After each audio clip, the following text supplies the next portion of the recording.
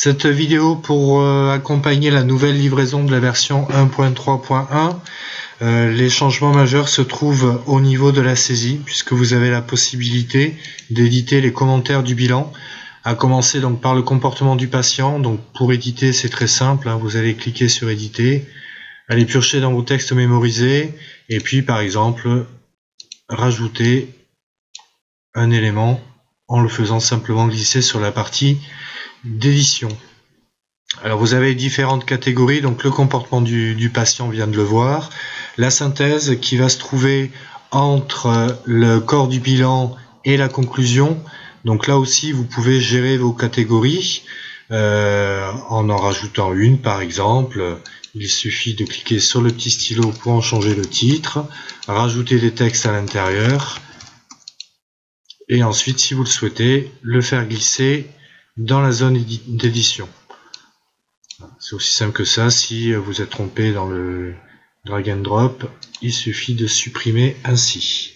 Toujours ce petit bouton pour fermer l'éditeur et voir l'aperçu de ce qui sera affiché dans votre compte rendu. Si on prend par exemple au niveau du diagnostic orthophonique, simplement moi j'ai mémorisé une conclusion relative à une dyslexie de type mixte.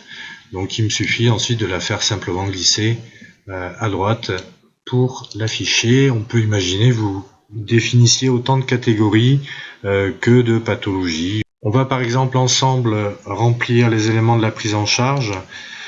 Donc là une petite subtilité, puisque vous avez déjà un nombre de séances prédéfinies avec les codifications que vous pouvez rajouter, mais vous pouvez toujours avoir accès au texte mémorisé et par exemple créer des catégories de demande de tiers-temps où vous allez pouvoir rapidement faire votre demande et votre texte. La même chose au niveau du projet thérapeutique, où là par défaut vous retrouverez deux catégories, c'est-à-dire les projets thérapeutiques avec des premiers éléments à pouvoir insérer directement, et puis ce qui va concerner les examens complémentaires. Une fois que vos textes sont saisis, retour au mode classique où vous pouvez effectivement créer le compte rendu directement.